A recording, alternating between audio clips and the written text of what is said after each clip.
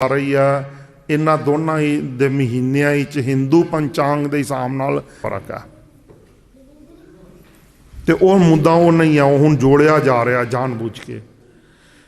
फिर दिवाली तो अगले दिन उन्होंने कह दिता विश्वकर्मा डे कि असी संदां की पूजा करनी है। फिर उस तो 5वें दिन जिथों जदों दिवाली खत्म होंदी है वो जे भाई दूज। सारे त्यौहार दिवाली दे पंचांग दे ने, नरक चतुर्थी दे ने। हुण क्यों जोड़े ते क्यों सिखां नूं इस विच गलतान कीता? सिख नरक ते स्वर्ग नूं नहीं मानदे। जो गुरमत दे धारनी ने उन्हां दा कोई ताल्लुक नरक ते स्वर्ग नाल नहीं है।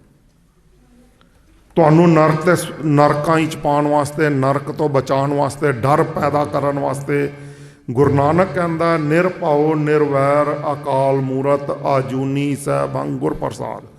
तुसीं एक ओंकार बनना, निरभाओ होना, सत की पूजा करनी है, सत नूं मनना। तो कहंदे ने नहीं नरक की पूजा करो तां जो नरक तो तुसीं बच सको।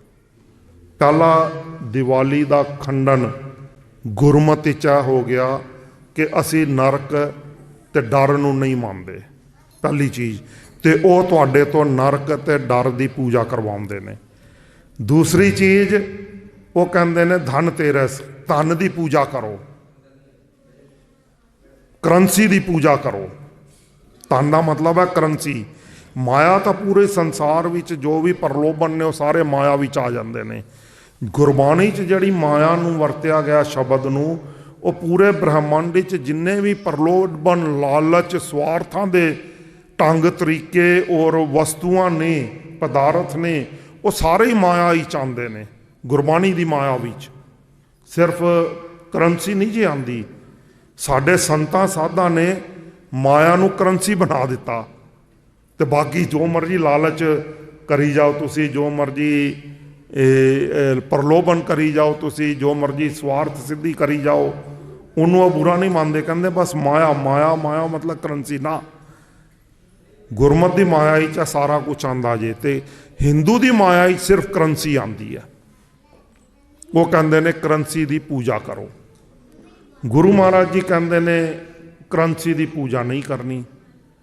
हुण करंसी की पूजा क्यों करांदा हिंदू? करंसी किसने स्थापित करनी है? राजे ने।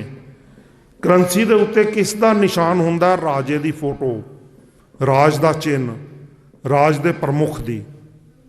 मतलब हिंदू मैथोलॉजी विच राजा ही रब है। चाणक्य भी यही कहता है, मनु भी यही कहता है, ब्राह्मण भी यही कहता है, राजा ही रब है। हुण उहनूं डिफाइन जिहड़े मर्जी ढंग नाल कर लैण, पर जिथों आरंभ होया वो यही होया। ते गुरमत की प्रणाली ने यह स्थापित किया गुरु नानक, गुरु गोबिंद सिंह पातशाह जी ने कि बिल्कुल भी नहीं, राजे सिंह मुकदम कुत्ते।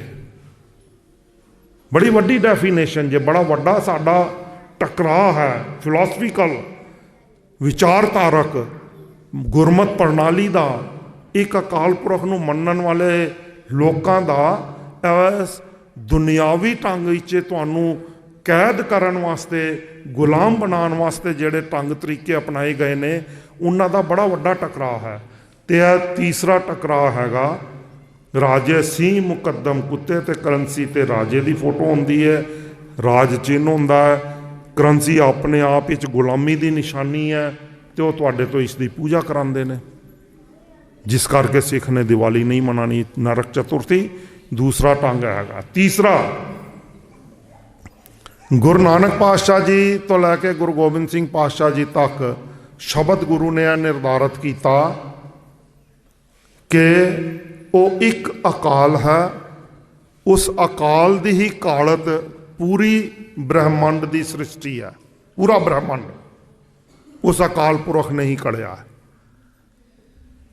हुण दिवाली ते इक्को झटके देखो सारी गुरमत प्रणाली नूं तुहाडे तो तोड़ देंदे ने ते सिख नूं ब्राह्मणिकल रीति रिवाजां च लै आंदे ने। मैं तां ही बार बार कहना कि तुहाडे अंदर ना ढिड च, दिमाग च, मनोबिरती च जब तक ब्राह्मण टिकिया होया उदों तक तुसी गुरमत नूं नहीं अपना सकते।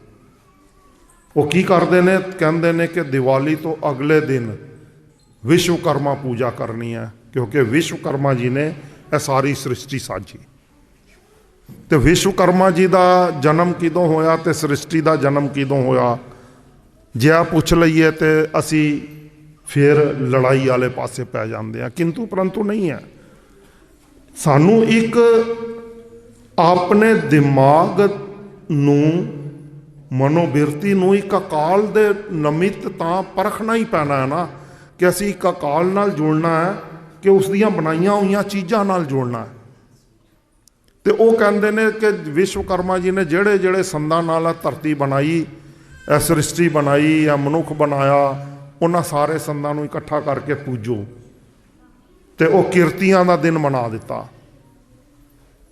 कि कला किरती वो व्यक्ति तो नहीं होंदा जिहड़ा संद इस्तेमाल करदा, किरती तो किसान भी है, किरती तो डॉक्टर भी है, किरती तो इंजीनियर भी है, किरती तो साडे सतगुर साहब श्री गुरु ग्रंथ साहब जी का वजीर ग्रंथी भी है, रागी भी है, हर इंसान किरती है। तो उन्होंने गुरमत प्रणाली तो तोड़न वास्ते, किहड़ी गुरमत प्रणाली तो, कि सारे ब्रह्मांड की रचना उस एक अकाल पुरख ने की, उस तो तोड़न वास्ते तुहाडे सामने एक देव रूप इंसान रख दिता कि विश्वकर्मा जी ने की, इसलिए तुसी उसकी पूजा करनी है। हुण उस तो बाद रह गई गल आखिरी